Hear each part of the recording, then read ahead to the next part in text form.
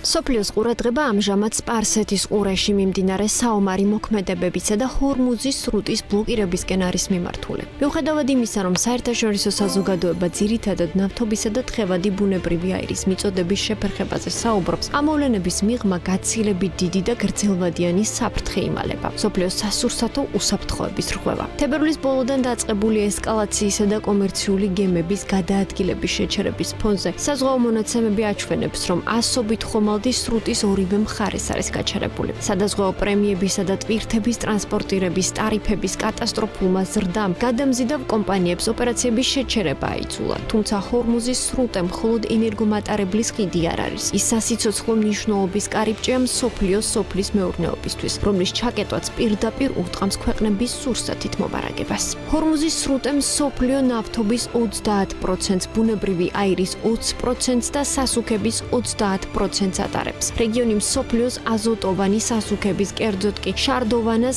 ამიაკისა და ფოსფატების უდიდეს ნაწილს აწვდის. ამავე საზღვაო გზით გადაიტვირთება გლობალური გოგირდის ექსპორტის თითქმის ნახევარი, რაც ფოსფატური სასუქების საწარმოებლად უმნიშვნელოვანესი კომპონენტია.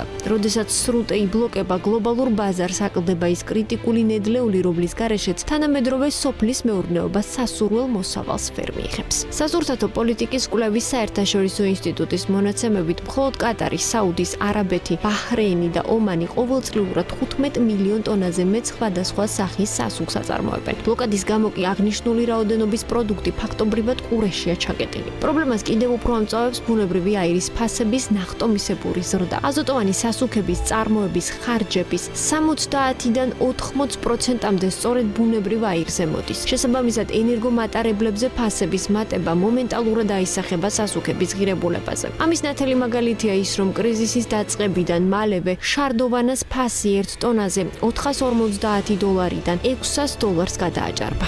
აღსანიშნავია ისიც, რომ ნავთობისგან განსხვავებით, რომლის სტრატეგიული მარაგებიც ქვეყნებს მოკლევადიანი შოკების გადატანაში ეხმარებათ, სასუქების ბაზარს მსგავსი უსაფრთხოების ბალიში არ გააჩნია. სოფლის მეურნეობაში საგაზაფხულო სეზონის დაწყებისას მიწოდების ჯაჭვის გაწყვეტა ფერმერებს უმძიმეს მდგომარეობაში ჩააყენებს. ჰორმუზის კრიზისის პირველი და ყველაზე მძიმე დარტყმა იმ ქვეყნებზე აისახება, რომლებიც სოფლის მეურნეობის მასშტაბური წარმოებით გამოირჩევიან, მაგრამ სასუქების იმპორტზე არიან დამოკიდებული. მაგალითად, ინდოეთი და ბრაზილია. ინდოეთი შარდოვანას ერთ-ერთი უმსხვილესი იმპორტიორია და ახლო აღმოსავლეთზე კრიტიკულად არის დამოკიდებული. მიწოდების შეფერხება და ფასების დრამატული ზრდა ინდოეთის მთავრობას აიძულებს მკვეთრად გაზარდოს სუბსიდიები, რათა თავიდან აიცილოს ფერმერთა მასობრივი გაკოტრება და შიდა სასურსათო დეფიციტი. რაც შეეხება ბრაზილიას, ის სოფლის მეურნეობის ნაწარმის ერთ-ერთი წამყვანი ექსპორტიორია მსოფლიოში. მეორე მხრივ კი შარდოვანას მოთხოვნის 90%-ზე მეტ სწორედ იმპორტით იგმაყოფილებს. სასუქების დეფიციტი პირდაპირ დაარტყამს ქვეყნის სოიოს, სიმინდისა და შაქრის ლერწმის მოსავალს. პრობლემის წინაშე აღმოჩნდებიან ისეთი განვითარებული ქვეყნებიც, როგორიც არის შტატები, კანადა და ავსტრალია.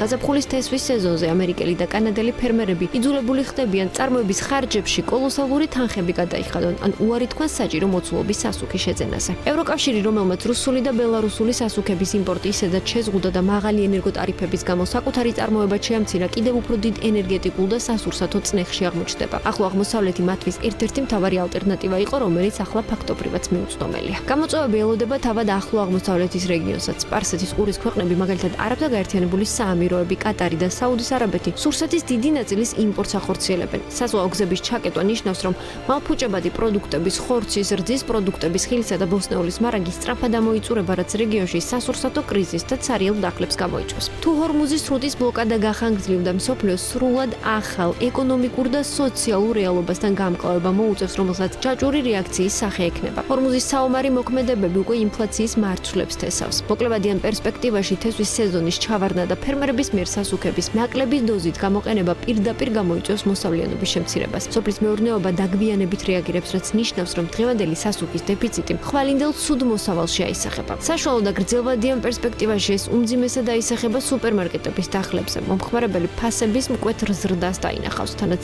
ისეთ საბაზისო პროდუქტებზე, როგორიც არის ხორბალი, სიმინდი, პური, მაკარონი და კარტოფილი. იქიდან გამომდინარე, რომ მარცვლეული და სოიო ცხოველთა კვების ძირითად წყაროს წარმოადგენს, გაძვირდება ცხოველის საკვებიც, რაც თავის მხრივ აუცილებლად გამოიწვევს ხორცის, ფრინველის, კვერცხისა და რძის პროდუქტების ფასების ზრდას. ამას დაემატება ნავთობის გაზრდილი ფასებიდან მომდინარე ლოგისტიკური ტარიფები და გადამუშავების ხარჯები, რაც თითოეულ პროდუქტს კიდევ უფრო გააძვირებს. მსოფლიოს წინაშე გლობალური ინფლაციის ახალი, გაცილებით რთული ტალღის საფრთხე დგას, სადაც ენერგეტიკული შიმშილი და სასურსათო კრიზისი ერთმანეთს კვებავს. მიუხედავად იმისა, რომ ექსპერტები ჯერჯერობით პანიკის საფუძველს ვერ ხედავენ და იმედოვნებენ, რომ მოკლევადიანი მარაგები პირველ დარტყმას შეამსუბუქებს, დროის ათვლა უკვე დაწყებულია.